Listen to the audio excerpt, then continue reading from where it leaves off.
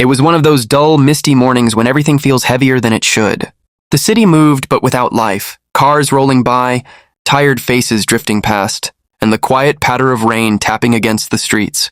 Inside the little cafe known as Morning Cup, a young waitress named Diane carefully wiped down the tables, trying to hide the familiar heaviness pressing on her chest. Her days had become a blur of exhaustion. Long shifts to cover her mother's hospital bills, skipped meals to stretch her pay, and forced smiles for customers while her eyes stung with unspoken tears. She had grown comfortable with being unnoticed, just another girl in a red apron serving people, who never cared enough to learn her name. Before we move forward, tell us in the comments where are you watching from and what time is it right now. And don't forget to like and subscribe to Black and Wronged for more heart-touching stories. Let's get started. That morning, as Diane stepped out to take out the trash, she noticed an elderly man struggling along the rain-slicked sidewalk, gripping two heavy brown suitcases. His silver hair was drenched and his hands shook as he tried to stay upright. People hurried past without a glance, lost in their own worlds, scrolling on their phones. Something inside Diane stirred. She couldn't just walk away. Without hesitation, she ran to him, holding her umbrella high above his head. "Sir, let me help you," she said gently, taking one suitcase from his trembling hands. He hesitated, mumbling a protest, but she guided him carefully to a bench in front of Morning Cup. Diane went inside, returned with a steaming cup of coffee, and refused to accept any payment. As he took a sip, his eyes softened with quiet appreciation. Diane didn't ask his name or why he was alone. She just smiled, a pure, heartfelt smile that seemed to brighten the gray morning. Before moving on, the old man grasped her hand and said, "You remind me of my daughter. There are still good people in this world." Then he slowly disappeared into the bustling city streets. Diane didn't give it much thought and went back to her usual routine, finishing her shift as fatigue weighed her down again.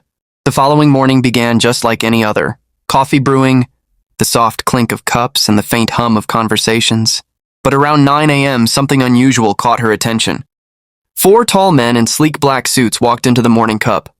They looked like professional bodyguards, broad-shouldered, stern expressions and tiny earpieces tucked in their ears. The lively murmur of the cafe instantly faded.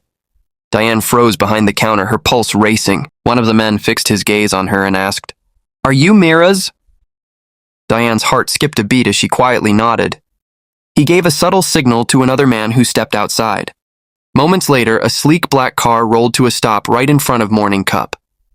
Everyone inside watched in hushed curiosity. Diane's palms grew clammy. Panic crept in. Had she made some mistake?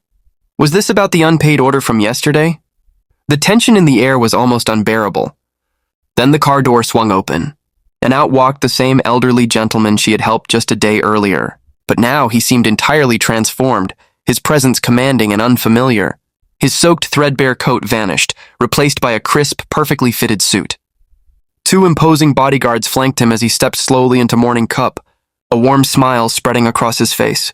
Diane's eyes widened in disbelief.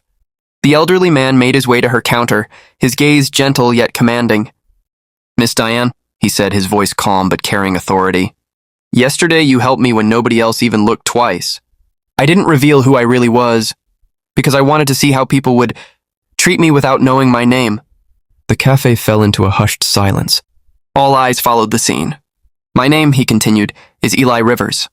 I own this entire block, including this cafe." Diane found herself unable to speak.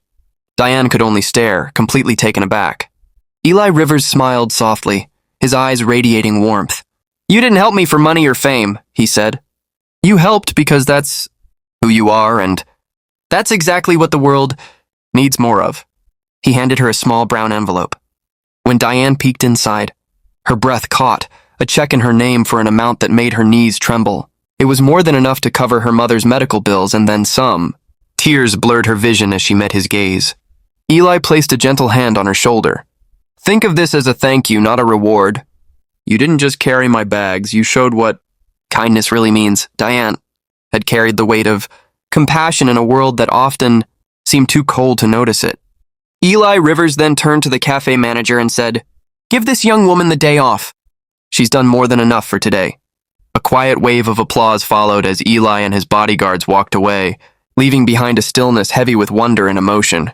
When Diane finally sat down, her hands trembled as she opened the envelope again.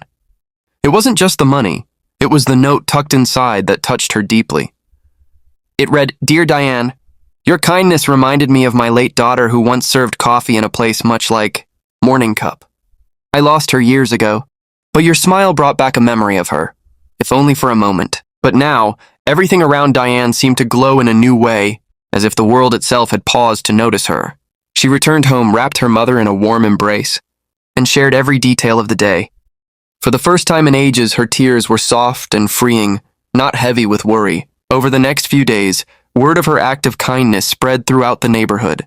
People began visiting Morning Cup not just for coffee, but to meet the young waitress whose heart had touched someone's life in a remarkable way.